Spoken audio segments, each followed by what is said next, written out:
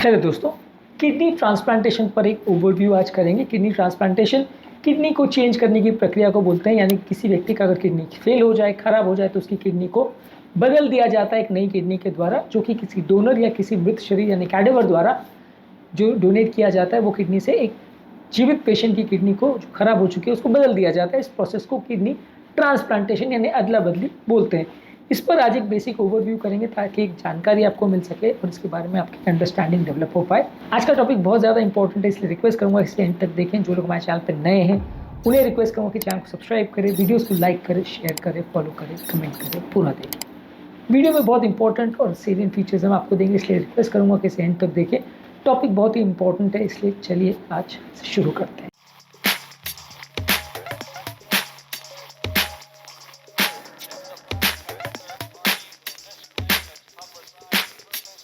सबसे पहले एक पेशेंट की इवैल्यूएशन की जाती है, जिसमें थोरो मेडिकल चेकअप उस पेशेंट का किया जाता है।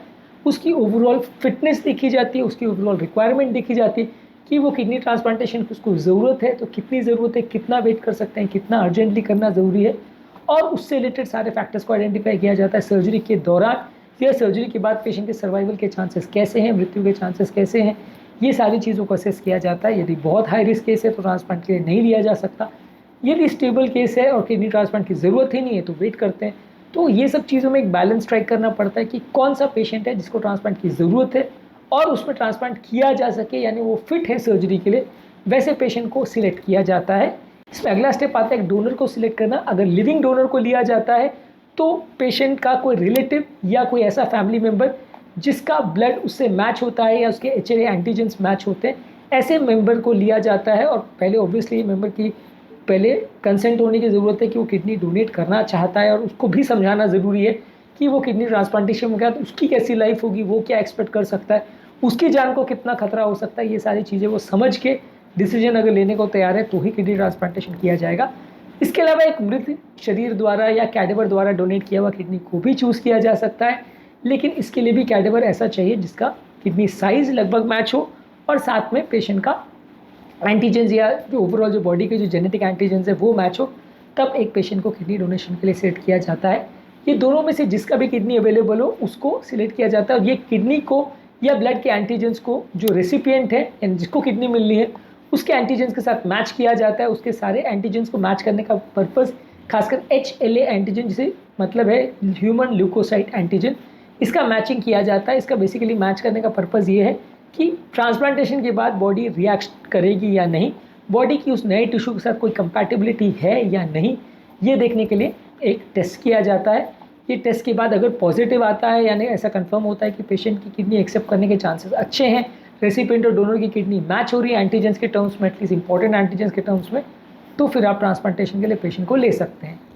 इसके अलावा सर्जरी के स्टेप्स में जो डोनर है, जो किडनी डोनेट कर रहा है, उसका बॉडी को इंसर्शन करके जो एरिया से किडनी को निकालना है, जो किडनी को निकालना है वो निकाला जाता है। उसको एक स्टेराइल सोल्यूशन में रखा जाता है जब तक रेसिपिएंट की बॉडी रेडी नहीं हो जाए। ऑब्वियसली ज़्यादा देर तक नहीं रखते, इसलिए ज़्यादातर केसेस में ऑन द टेबल ही किया जाता है कि एक तरफ निकाला डोनर का किडनी और दूसरी तरफ रेसिपिएंट को लगा दिया। ज़्यादा देर तक नहीं रख सकते। कभी कभार ऐसा होता है कि डोनर कोई दूसरी जगह अवेलेबल हो और वहाँ से किडनी ट्रांसप्लांट करनी हो, तो फिर वैसे केसेस में आप किडनी को वहाँ से लेके किसी स्टेराइल सोल्यूशन में रख के, जिसमें प्रिजर्व किया जा सके, किडनी को लेके ट्रांसपोर्ट करते हैं और फिर दूसरी जगह पे जहाँ रेसिपिएंट है जिसको किडनी लगनी है वहाँ पे उसको लगाया जाता है। पर ज़्यादातर केस में किडनी ट्रांसप्लांटेशन में एटलीस्ट ज़्यादातर डोनर और रेसिपिएंट को साइड बाय साइड रख के एक टेबल पर डोनर होता है, एक पर रेसिपिएंट, और तुरंत ट्रांसफ़र कर दिया जाता है। रेसिपिएंट की बॉडी में भी जहाँ पर किडनी को लगाना है उसको प्रिपेयर किया जाता है, वो एरिया को पहले कट किया जाता है, और जो ख़राब किडनी है उसको वहीं पर छोड़ दिया जाता है, उसको हटाया नहीं जाता है। लेकिन जो नई किडनी लगाई जाती है वो पेट में एक सेपरेट जगह थोड़ी नीचे की तरफ करके वहाँ पे लगा दिया जाता है, और जो रेसिपिएंट की जो नलियाँ हैं वो उसको उससे कनेक्ट कर दिया जाता है, पेशाब की जो नली है उससे कनेक्ट कर दिया जाता है, और ये नई जो किडनी ली जाती है उसकी जो नली को पेशेंट के ब्लैडर से कनेक्ट कर दिया जाता है ताकि पेशेंट का ओवरऑल यूरिन वहाँ से आना चालू हो जाए। इसके अलावा पेशेंट का जो सर्जिकल साइट है, सूचर वगैरह किया जाता है, उसको प्रॉपर्ली क्लीनअप ड्रेसअप किया जाता है, एंटीबायोटिक्स वगैरह दिया जाता है। पेशेंट को इम्प्लांटेशन के बाद कुछ दिन हॉस्पिटल में रखा जाता है, 5-6 दिन। जब पेशेंट पूरी तरह स्टेबल और ये कंफर्म हो जाए कि कोई रिएक्शन वगैरह नहीं हो रहा है तो उसके बाद पेशेंट को डिस्चार्ज किया जाता है।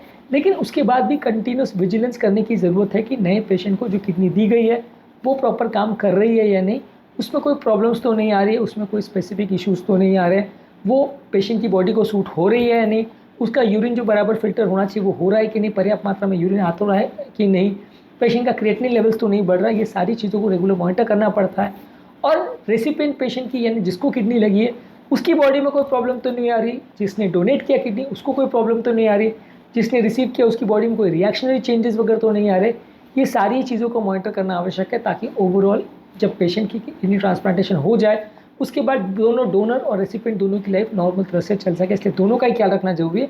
ऑब्वियसली अगर आपने कैडेवर डोनर लिया है तो उसमें डोनर का तो ध्यान रखने की ज़रूरत नहीं, क्योंकि ऑब्वियसली अपने डेड बॉडी से ही किडनी लिया है। लेकिन हाँ, अगर जीवित डोनर का किडनी लिया गया है तो आपको विशेष ध्यान रखना पड़ेगा ताकि दोनों को प्रॉब्लम्स ना आए, और लॉन्ग टर्म मॉनिटरिंग और विजिलेंस करना पड़ेगा, पेशेंट का स्पेशल ध्यान रखना पड़ेगा।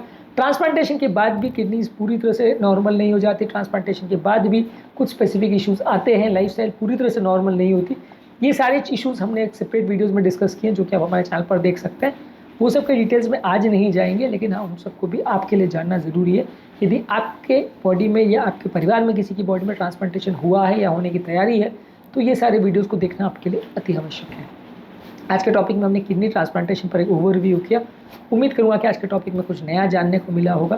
जो लोग हमारे चैनल पर नए हैं उन्हें रिक्वेस्ट करूँगा कि चैनल सब्सक्राइब करें, वीडियोज़ को लाइक करें, शेयर करें, फॉलो करें, कमेंट करें, पूरा